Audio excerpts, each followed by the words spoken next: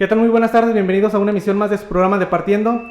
En esta sección llamada ¿Y por qué yo?, dedicado a la entrevista y charla con los candidatos a la Diputación por el Distrito 3 que conforma Pabellón y Tepezalá.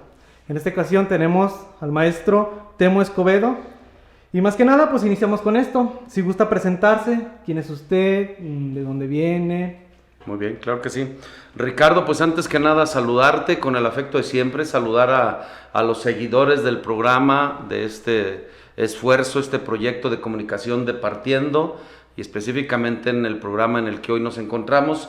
Efectivamente, yo soy Temo Escobedo, soy candidato a diputado por el tercer distrito, soy pabellonense, vivo en este lugar, aquí crecí, soy maestro de formación.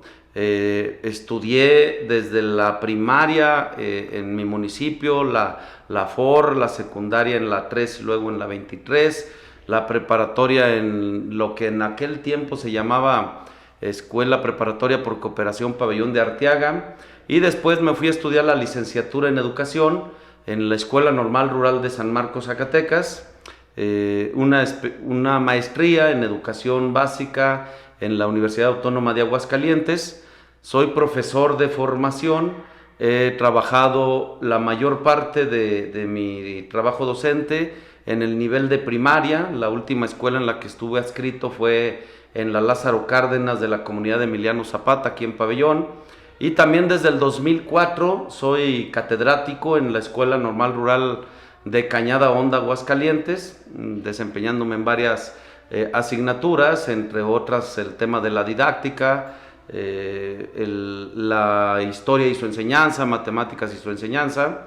Y bueno, también me he especializado en la participación política, en el servicio público.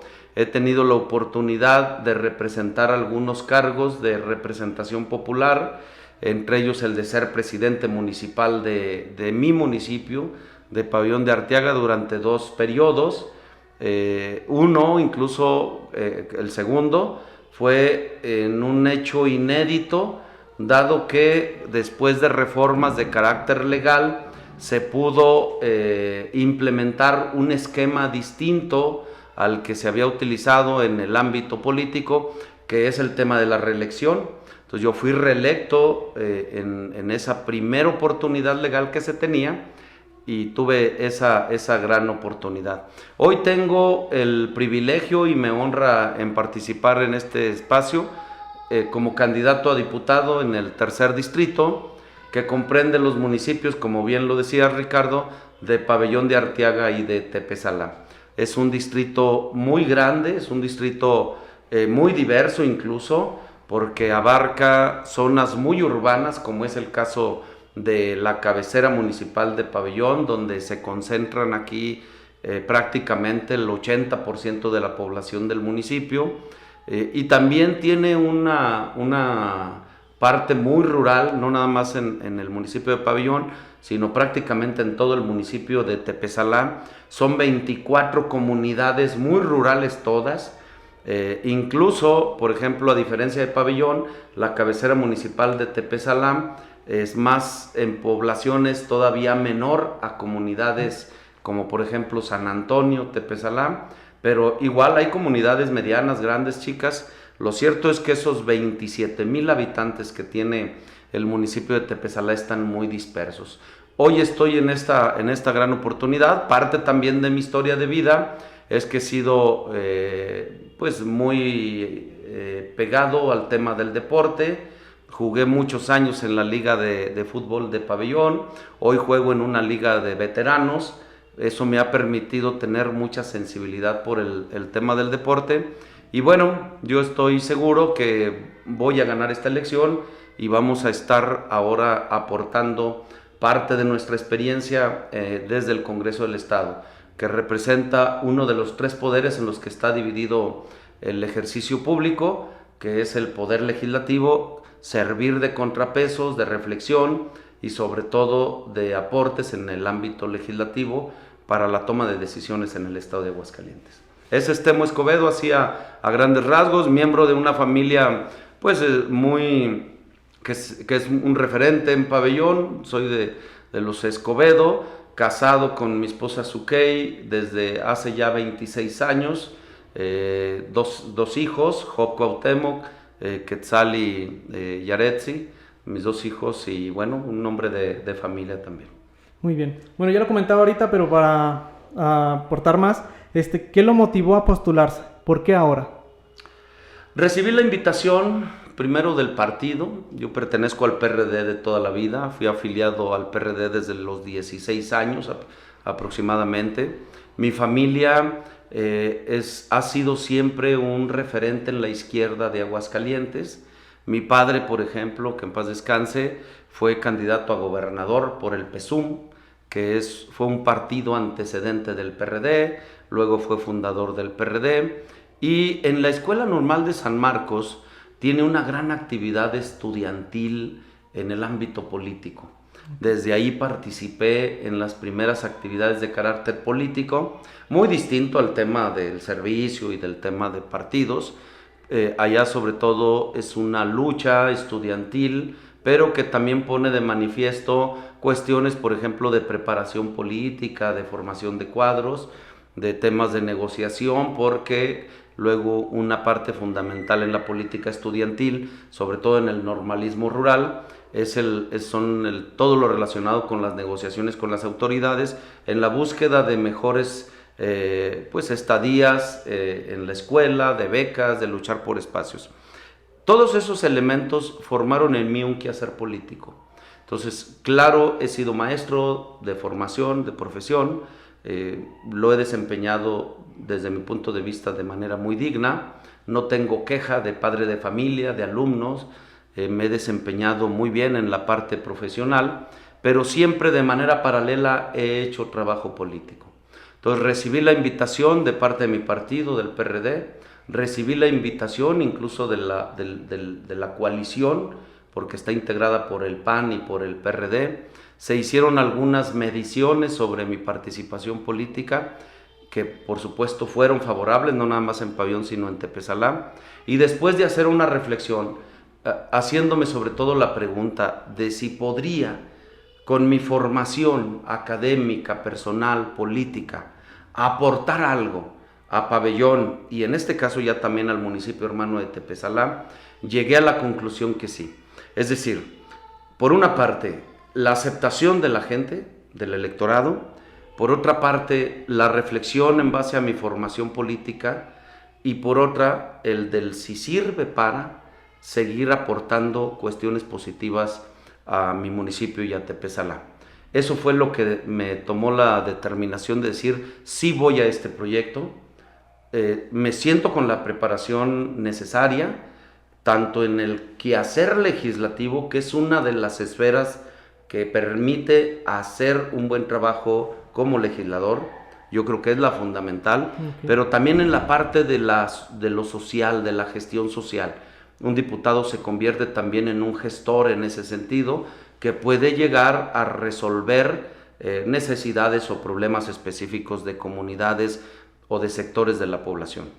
Y amén también de que la parte social del diputado puede convertirse también en un solucionador o en una persona que puede atender las cuestiones hasta de carácter personal o familiar de la ciudadanía. Eso me orilló a tomar la determinación. ¿Por qué? Para seguir ayudando al Estado, para seguir ayudando a mi municipio, a Tepezalá también, y para seguir colaborando con una inercia que se ha generado desde hace un tiempo en torno a un proyecto de transformación específicamente en el municipio de Pabellón de Arteaga. Muy bien, bueno, pasando a la siguiente pregunta que nos hicieron llegar nuestros seguidores y varios comentarios en la página, claro, que decía, ¿cómo define usted el trabajo que desempeña un diputado y dónde se puede consultar? Bueno, lo defino como algo muy importante. Te decía hace rato que el Congreso del Estado es uno de los tres poderes del Estado. Uno es el Ejecutivo, el otro es el Judicial y el tercero es el Legislativo. Esos tres poderes sirven para equilibrar la toma de decisiones. No se puede, es parte de la formación de nuestra democracia mexicana. Así está concebida la República, con un sistema de poderes que ayude a generar esos equilibrios. El Ejecutivo tiene unas funciones muy específicas, el Judicial tiene las suyas y el Legislativo, por supuesto, que es el tema de la legislación, de la creación de leyes, de la modificación de leyes y la Constitución, radica esencialmente en el Legislativo. Por eso se convierte en un factor primordial para el ejercicio público en el Estado. Te pongo un ejemplo. Si no existiera el contrapeso del Congreso del Estado, del Poder Legislativo, entonces el gobernador podría diseñar un presupuesto desde su propia visión. Y como si no existiera el legislativo, él lo diseñaría, él lo aprobaría y él lo ejecutaría.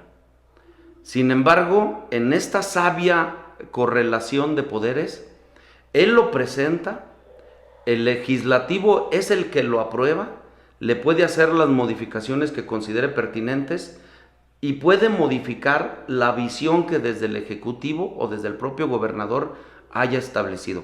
A eso me refiero con que es una generación de equilibrios y de contrapesos. Ha habido muchos ejemplos en los cuales se puede valorar el por qué es importante este sano equilibrio. Te menciono uno así muy rapidito. Hace algunos años se quería reformar la Constitución del Estado para permitir la ampliación del tiempo que el presidente del Supremo Tribunal de Justicia podría estar al frente del Poder Judicial. Entonces era una reforma o era un intento que permitía entrometerse en otro poder. Okay. Afortunadamente el legislativo lo logró detener y dijo, no, así como está establecido en la Constitución, para no generar un espacio de privilegios o de leyes o reformas a modo que permiten luego generar espacios de supraactividad constitucional. Eso lo pudo detener el Congreso del Estado y es donde se refleja el equilibrio en la toma de decisiones. Es como un cabildo en el nivel municipal. Si no existiera el cabildo, entonces no podrían existir esas reflexiones que si se hicieran a cargo de una sola persona, correría el gran riesgo de equivocarse. Así es el Congreso del Estado. Por eso es muy importante. Y porque además tiene una repercusión muy directa en las definiciones que haga en la vida de la sociedad. Te pongo otro ejemplo. Si el Congreso del Estado, de hecho, quizá me voy a adelantar un poquito. Si el Congreso del Estado define que en una modificación a la ley del deporte se le entregue un subsidio a todas las ligas infantiles y juveniles, es algo que va a impactar en la comunidad deportiva. Y eso se definió en el Congreso del Estado. Otro ejemplo, si el Congreso del Estado acuerda, define, sancionar con mayor severidad a quienes hagan maltrato animal, eso va a tener una repercusión, quizá en el tema de carácter penal o de sanción, pero va a tener una repercusión en todo el Estado. Por eso es importante el Congreso del Estado y por eso es importante la labor de un diputado. Lo que haga tiene una repercusión directa en la sociedad, incluso lo que no haga, porque también ha habido casos de representantes del Congreso que definitivamente no hacen producción legislativa. Ok, muy bien. Bueno, pasamos a la siguiente. ¿Cuál cree usted que es la prioridad de atender en el tercer distrito? La desigualdad social, sin duda alguna. Sobre todo en Tepesalá, y lo digo con mucho respeto para los habitantes de allá, hay una gran marginación social. Hay una pobreza extrema que duele, que está presente en la mayoría de las comunidades. Hay familias que no tienen opción alguna para poder salir adelante. Me he encontrado con gente mayor que sus hijos crecieron, se fueron, están solos y que no tienen ni un solo ingreso. Me he encontrado con familias que están enfermas, algunos de sus integrantes, y que para atender alguna cirugía tuvieron que vender el terreno, la parcela, el tractor, la camioneta y que prácticamente se quedaron en el abandono. Yo digo que una de las prioridades del Distrito 3, y yo creo que a nivel nacional, es el tema de la desigualdad social. Hay una gran pobreza en ese sentido que permite reflexionar sobre qué medidas pueden aplicarse desde el propio legislativo para paliar esta difícil situación. Muy bien, bueno, pasamos a la siguiente pregunta. ¿Considera usted que las leyes actuales hacen justicia a todo lo que integra nuestro municipio? Pues mira, la construcción del marco legal ha ido perfeccionándose. Esta es la 64 legislatura, es decir, ha habido 64 órganos legislativos o 64 equipos en ese órgano legislativo que paulatinamente ha ido modificando de acuerdo al momento histórico, a la pertinencia social, algunas leyes o ha creado otras y ha sido parte de un perfeccionamiento. Sin embargo, la propia sociedad es muy dinámica, es dialéctica, va cambiando, va modificándose. Las necesidades que se tenían hace 30, 40 años no son las mismas necesidades que se tienen hoy en día. Por ejemplo, en el tema de seguridad pública, hace 30 años, hace 40 años, era una situación totalmente diferente. No había este flagelo que hoy existe. La inseguridad pues se refería a la riña, quizá al robo en menor escala, pero no se refería a cuestiones de violencia social como las que se viven hoy en día. Hoy, en el 2021, el tema de la inseguridad, de hecho, es uno también de los problemas que la gente exige más solución. Ocupa en la agenda de los pendientes uno de los primeros lugares. Hay una tasa muy alta de robos, hay una tasa muy alta de narcomenudeo, hay una tasa muy alta de generación de violencia muy relacionado con estos dos delitos. Se empiezan a ver y a evidenciar incluso problemas de violencia de género, de violencia intrafamiliar. Entonces, esto es diferente a lo que existía hace 30, 40 años. Por lo tanto, se hace exigible legislar en torno a eso. Yo tengo la firme intención de revisar minuciosamente todo el tema de Código Penal. El Código Penal es la ley que establece cuáles son los delitos que existen en el estado de Aguascalientes, cuáles son graves, cuáles son no graves, cuál es el procedimiento y cuál es la forma de sancionarlos. Específicamente en esta última parte, se permite pensar que ahí hay una urgencia de revisión, dado que con la reforma que se dio aproximadamente, ¿qué fue? 2011-2012, donde se estableció el nuevo sistema de justicia penal.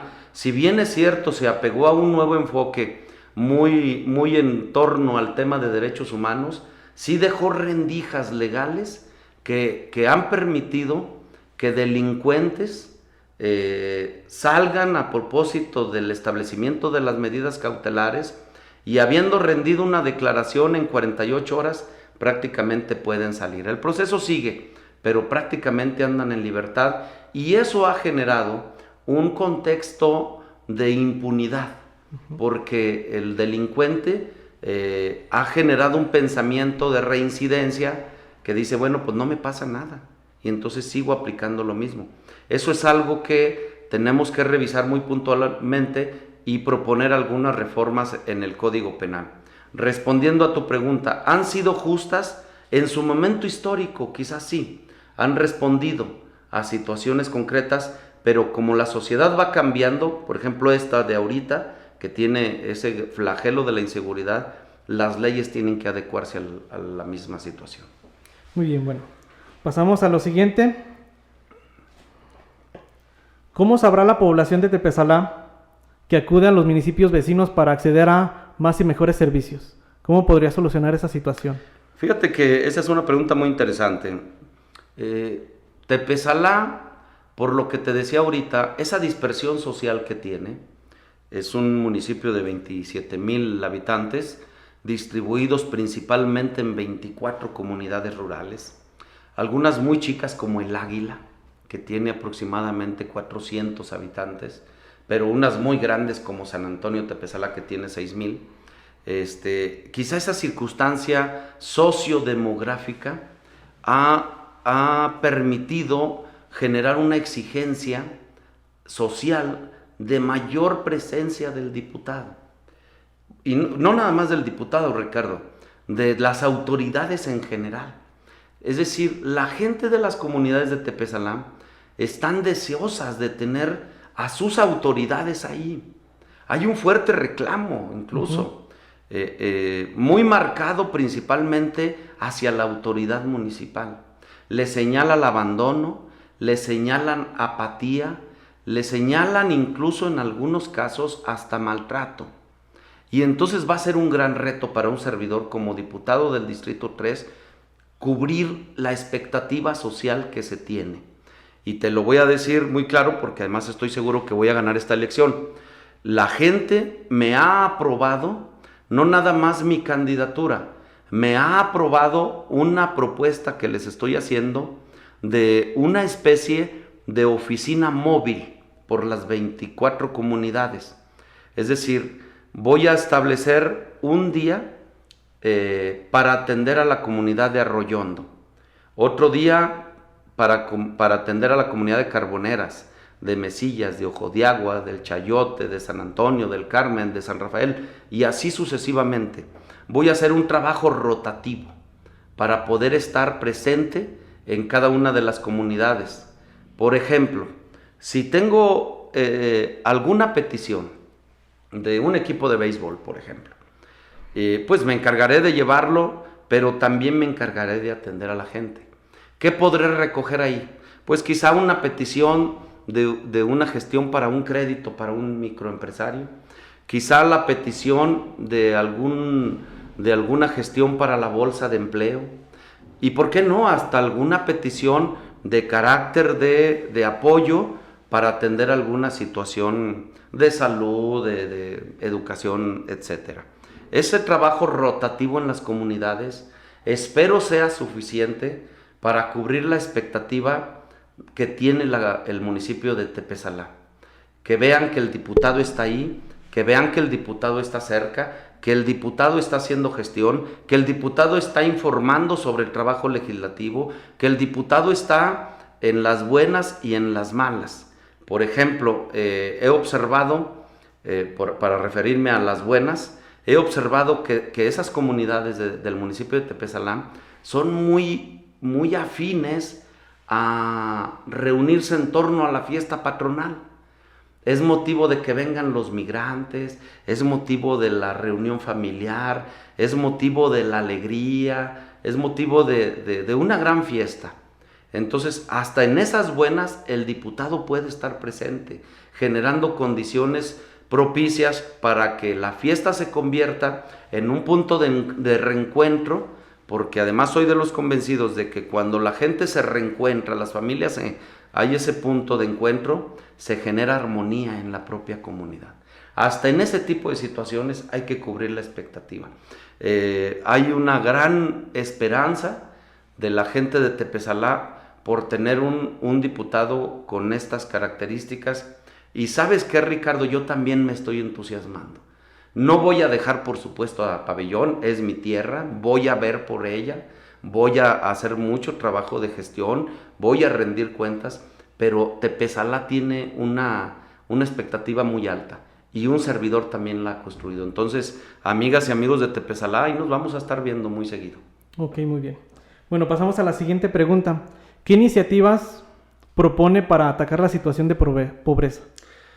Pues mira, por ejemplo, el establecer el padrón único. En la Ley de Desarrollo Social hay que establecer que los apoyos traten de rendir lo más posible.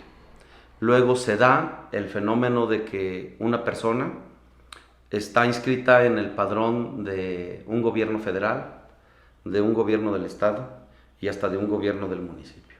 Entonces hay duplicidad ahí. Entonces, transparentar los padrones puede ser un instrumento legal que permita que los apoyos vayan dirigidos a quienes más lo necesiten.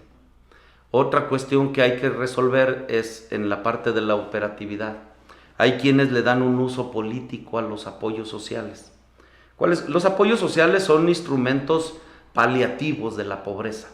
Es decir, cuando a una persona le das un calentador solar, pues le ayudas a tener no nada más agua caliente y cierta comodidad, sino también le ayudas a que genere ahorro económico y también es un tema ambiental.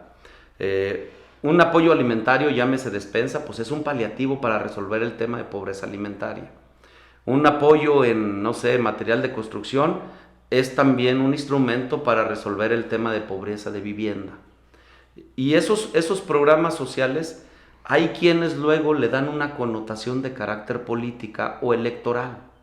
Entonces me parece que también es oportuno legislar para sancionar este tipo de actos y que permita que la entrega de un apoyo social pueda tener un impacto muy directo con el ciudadano. Por una parte. Y por la otra, pretendo proponer en las leyes iniciativas de programas que han sido exitosos en Pabellón. Que por cierto, debo decir, Pabellón es uno de los 2 municipios que más ha combatido el tema de la pobreza y de la extrema pobreza a través de ciertos programas que están establecidos aquí. Entonces eso que está establecido en Pabellón puede ser pertinente para aplicarlo en todo el estado, y es lo que voy a proponer. Por ejemplo, un programa de agua purificada puede ayudar a un tema de salud. Y claro, también paliar la situación económica. Un programa de becas para madres solteras, que son un sector de la sociedad que está muy desprotegido, más allá de las causas, más allá de, porque luego hay quien cuestiona esa parte que es subjetiva, es combatir o atender la vulnerabilidad económica en la que están este sector de las madres solteras, porque son padre y madre a la vez y tienen luego difícil situación para poder salir adelante. Ese programa establecido en Pabellón se puede generalizar en el estado. Y otros, hacer convenios con agrupaciones de transporte para apoyar con transporte gratuito a personas enfermas y otro tipo de situaciones. Se pueden también generalizar y va a ser producto de reformas que incluya un servidor en el Congreso del Estado para atender, como bien lo dices, el tema de la pobreza. Ok, muy bien.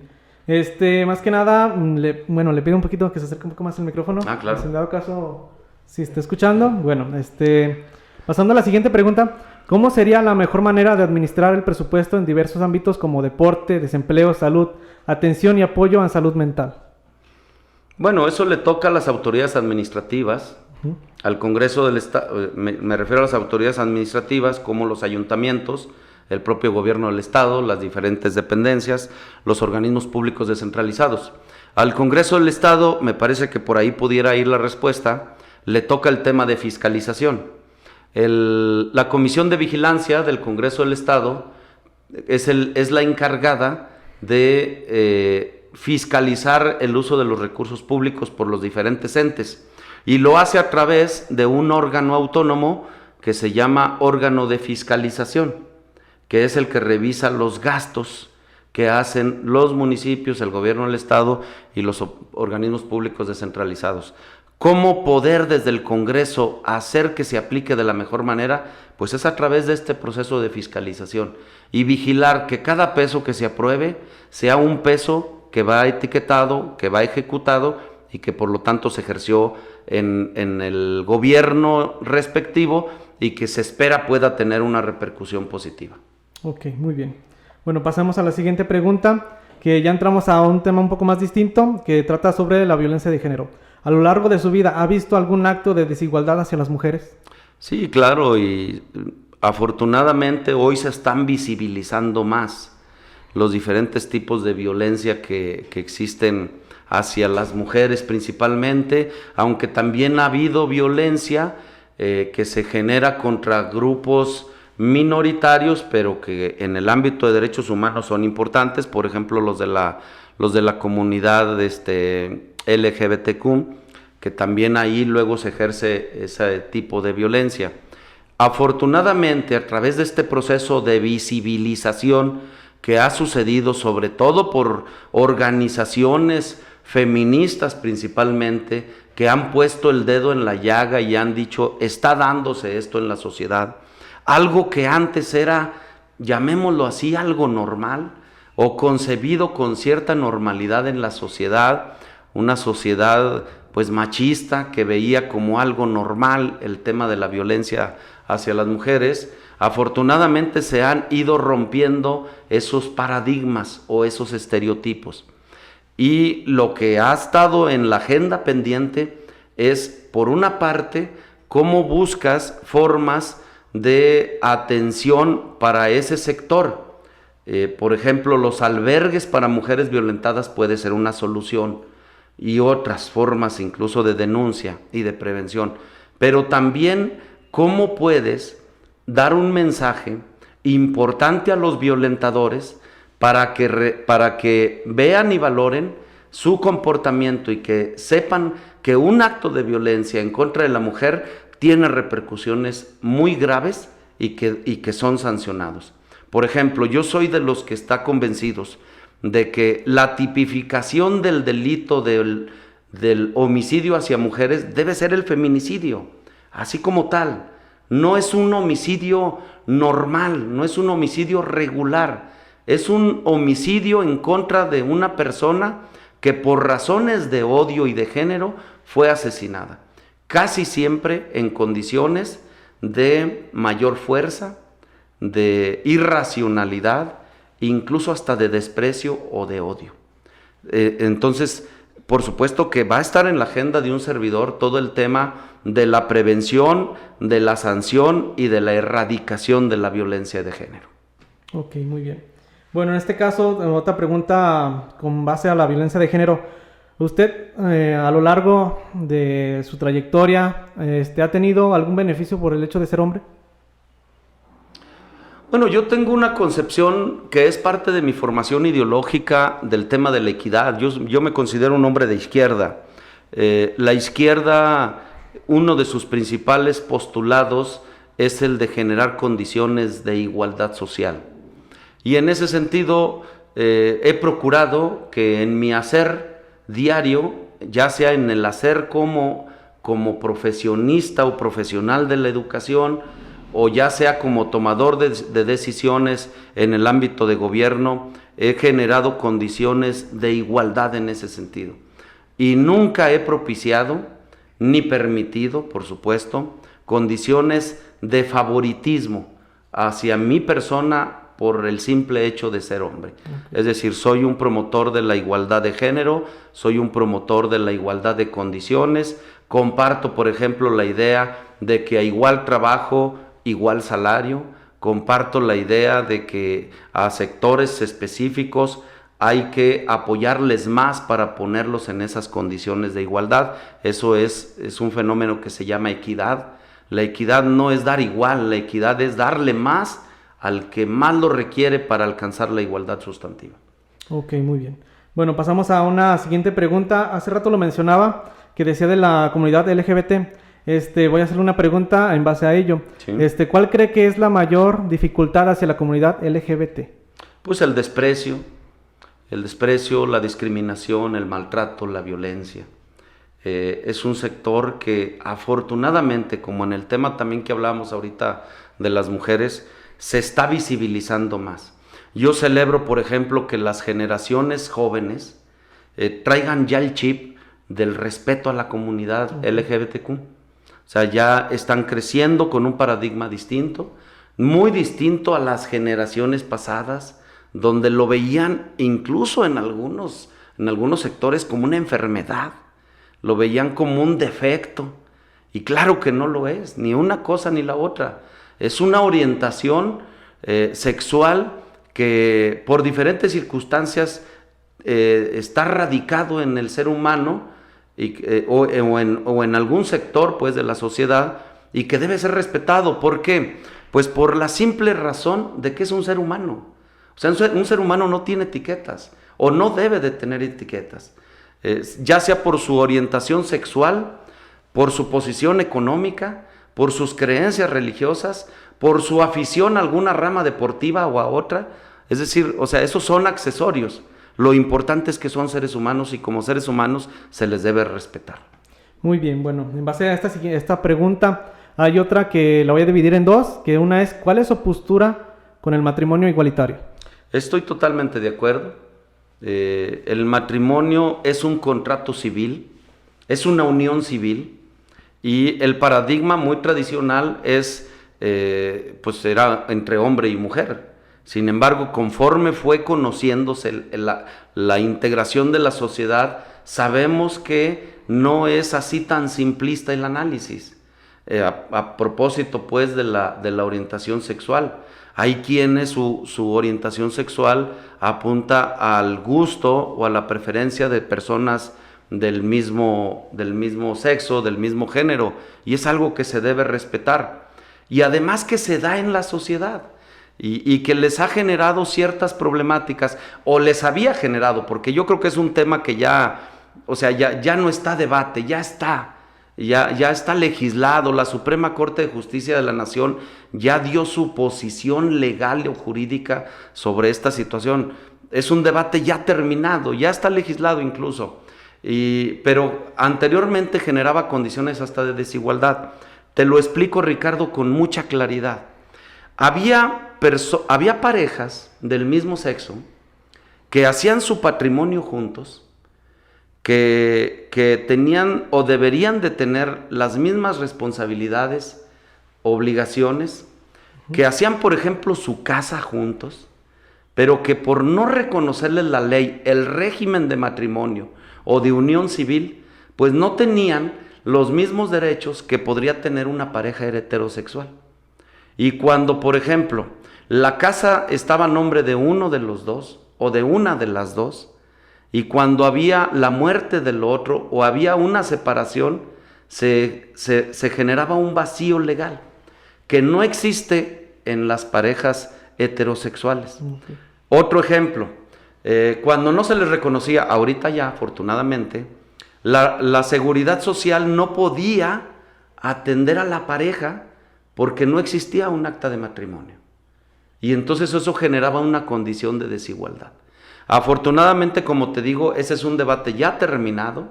Ya la seguridad social incluso les reconoce los derechos. Todo el tema jurídico de herencias, todo ese tipo de situaciones, con la legislación del matrimonio igualitario, ya también, por supuesto, tienen el mismo estatus que otras uniones. Y además, partiendo del precepto legal, en realidad no es matrimonio. Yo creo que ahí hay que revisar incluso hasta el término de las actas. Okay. ¿Por qué? Porque es una unión civil. Es estrictamente o jurídicamente hablando, es una unión civil de dos personas, independientemente del sexo. Ok, bueno.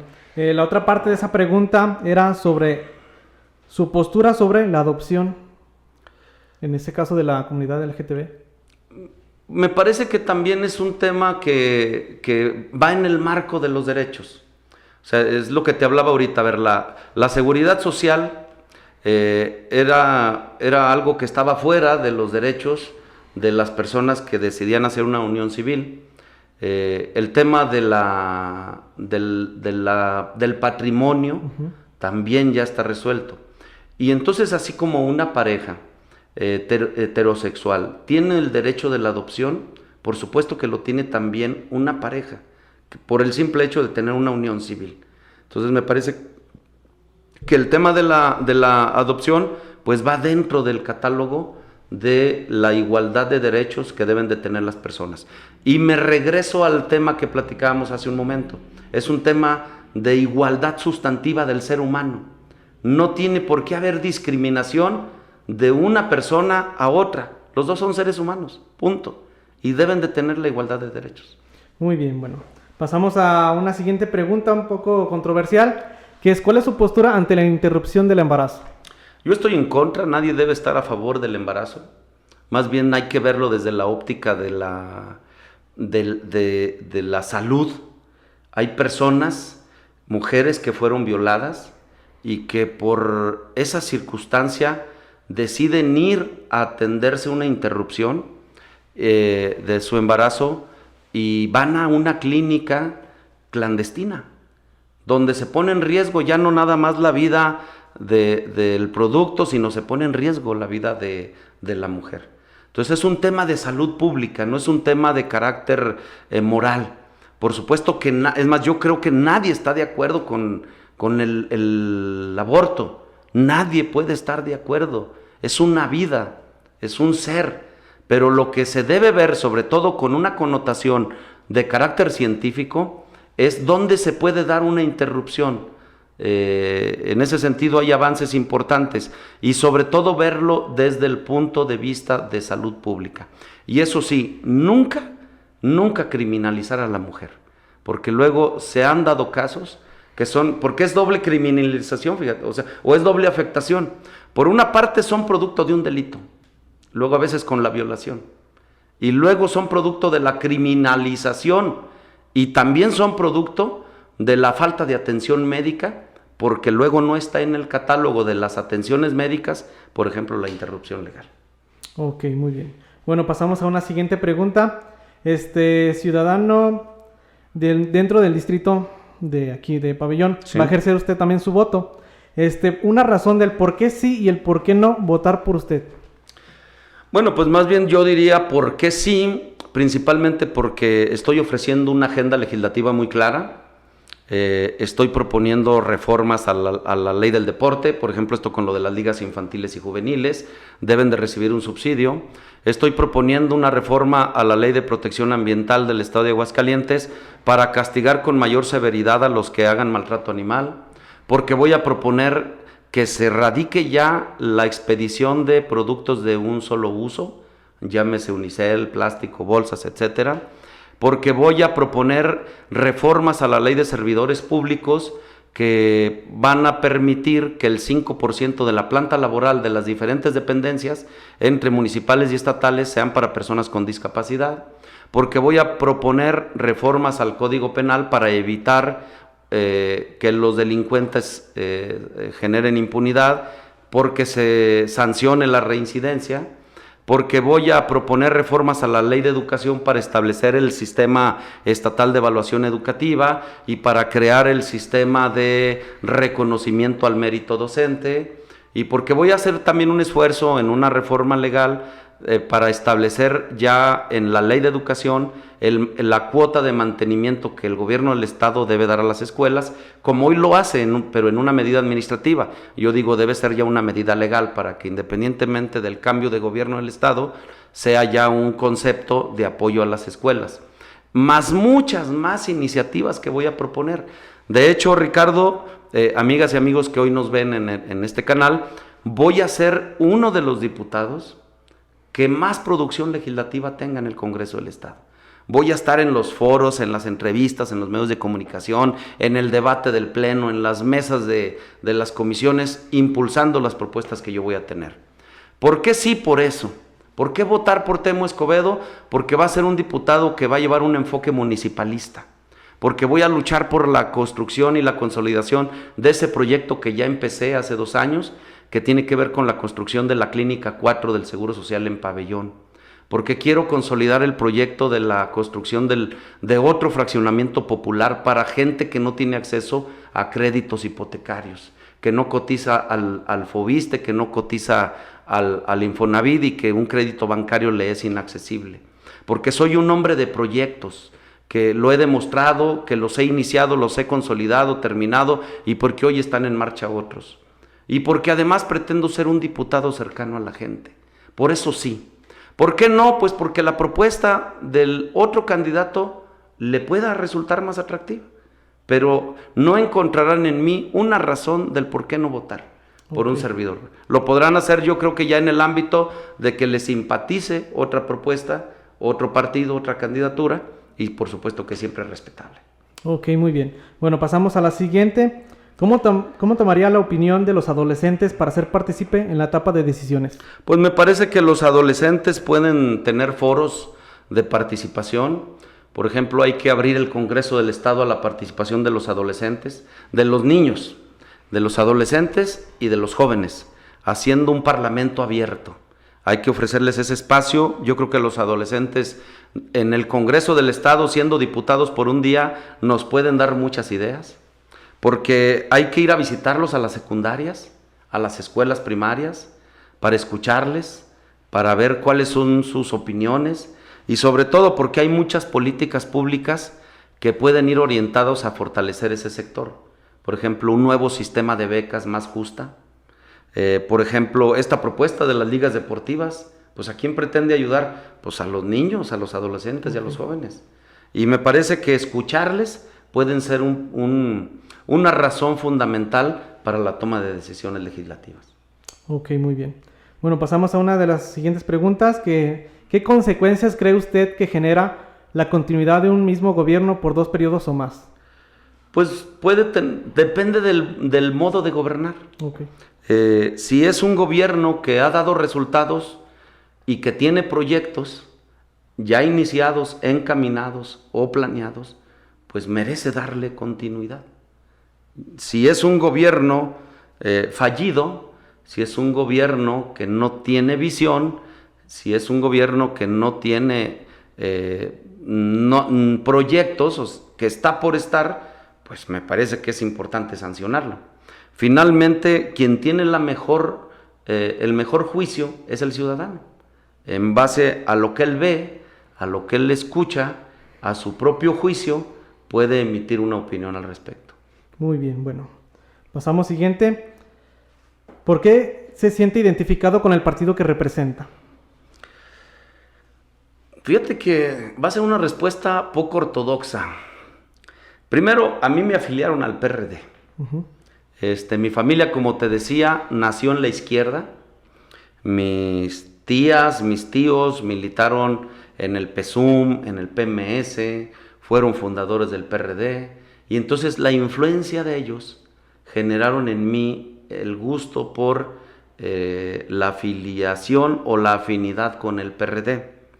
Pero también soy un hombre estudioso y me dediqué a estudiar el programa y la línea de acción del PRD. Esta visión de ser un partido como un instrumento de la gente a mí me cautivó. Que sea un partido de izquierda también me gustó.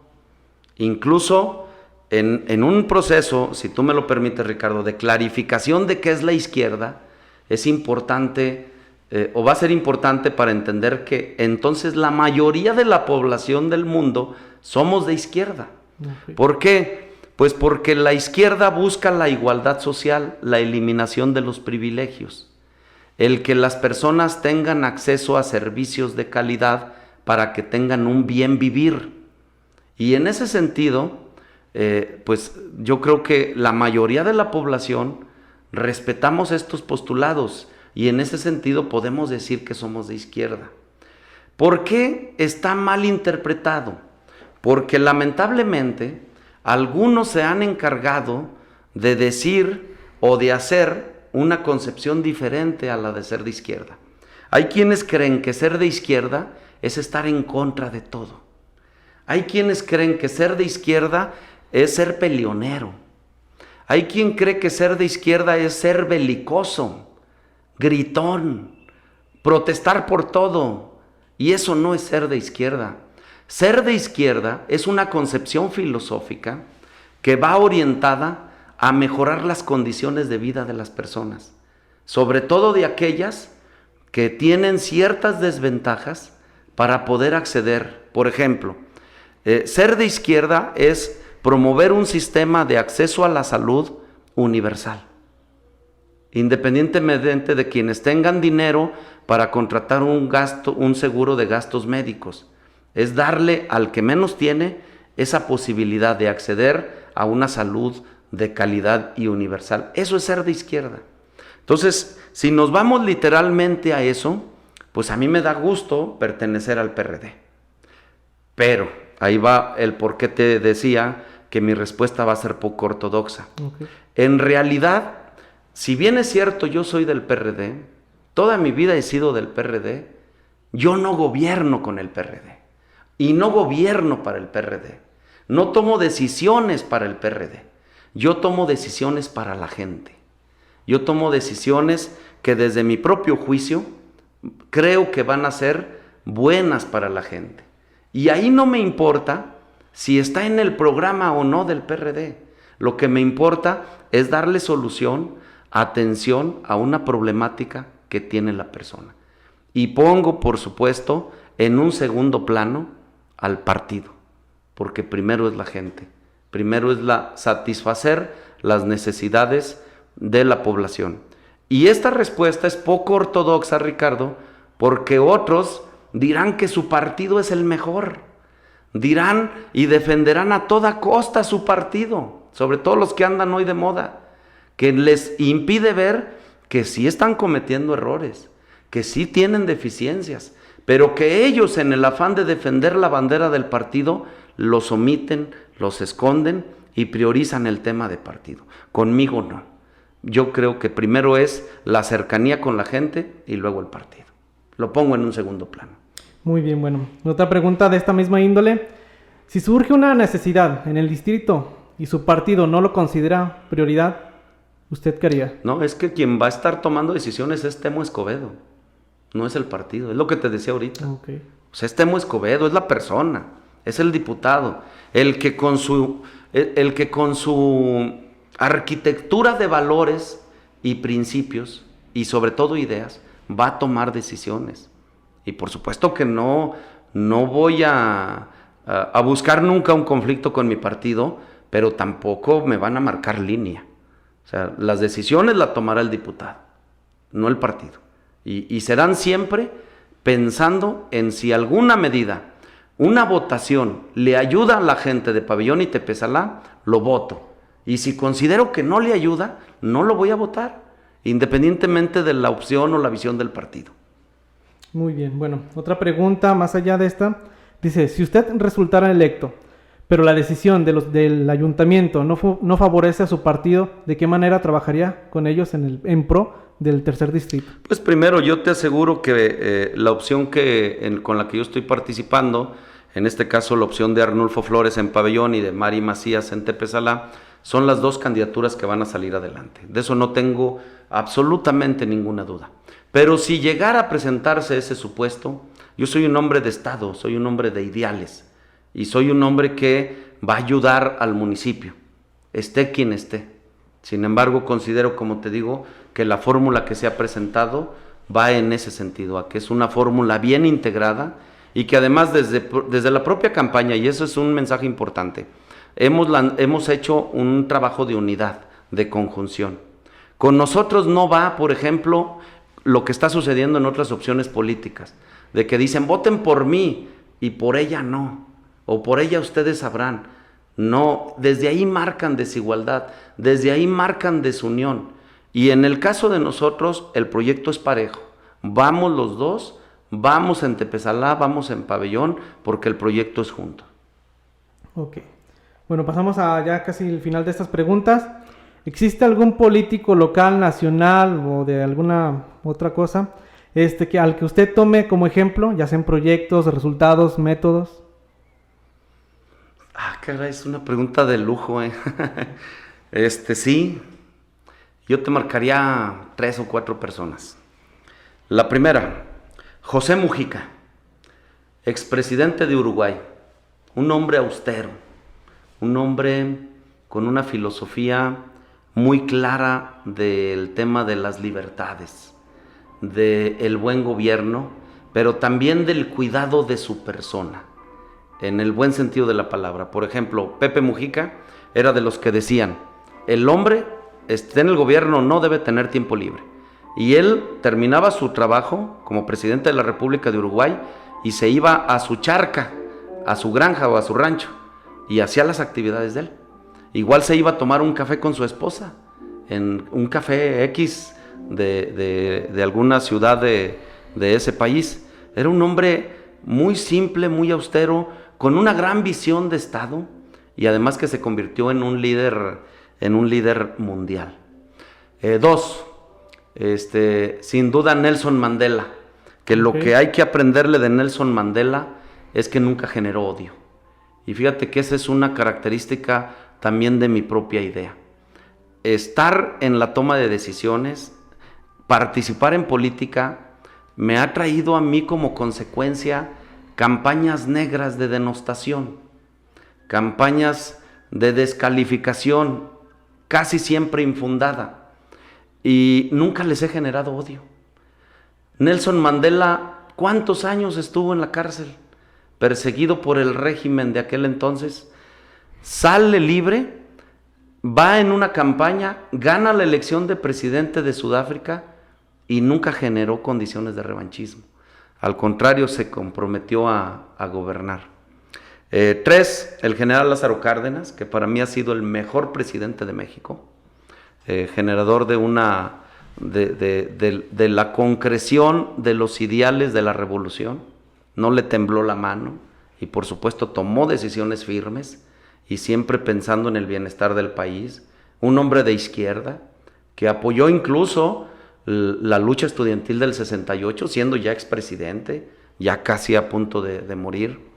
Y 4, uno local.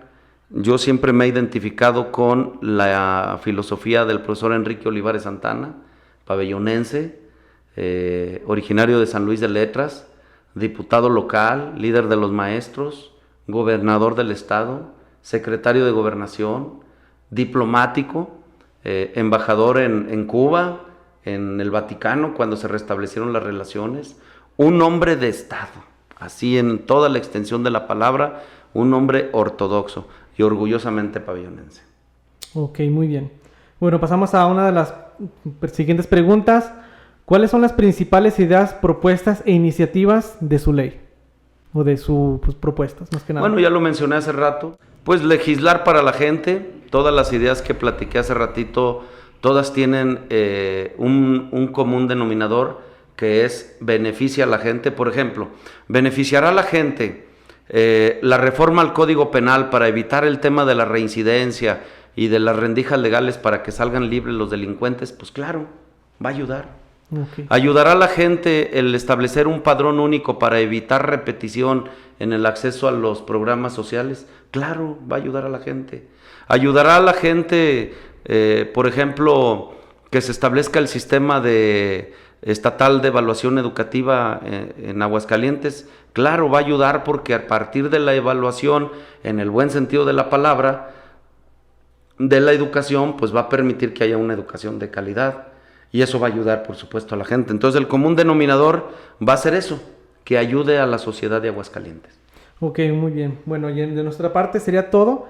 En este caso, una última pregunta que tenía aquí, que sería, ¿cómo se define usted mismo como miembro de la sociedad? Pues como un constructor de la misma, que toma decisiones y que influye para bien en la sociedad. No soy un simple espectador. Siempre, y no lo digo nada más desde la posición del tomador de decisiones en una representación de gobierno, sino lo digo en toda la extensión de la palabra. Por ejemplo, como maestro, yo no soy un maestro conformista. Yo no soy un maestro que ve los horarios. Yo soy un maestro que va más allá, que me hago amigo del alumno, que visito a la familia, que le ayudo a la familia, y que eso ayuda a construir esta sociedad. Como presidente municipal que fui, todas las acciones fueron encaminadas a influir para bien en la sociedad. Es decir, soy un constructor de las circunstancias favorables de la sociedad. No soy un simple espectador.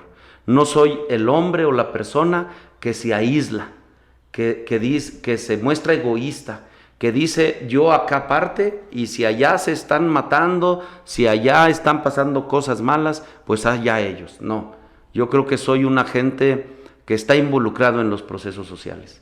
Y eso quizá, fíjate Ricardo, que es lo que a mí me ha ayudado cuando he tenido oportunidades de estar en una opción de representación popular. Porque no soy un hombre que está fijo, no soy un hombre que se queda estático, soy un hombre que se mueve, que es dialéctico, que es progresivo, que es progresista y que busca siempre generar condiciones favorables para beneficio de la sociedad. Muy bien, bueno, por esta ocasión sería todo de nuestra parte. Agradecemos a Pablo Brailovsky Aguilar Pinedo por prestarnos las instalaciones que se ubican en Valle del Vivero, calle del Pitayas 109. Esta instalación se llama Dental del Valle. Estamos en nuestro programa Departiendo, en esta sección del Por qué yo. Muchas gracias, maestro. y hasta la próxima. Al contrario, gracias a ustedes, un saludo a todas y a todos. Y estamos departiendo.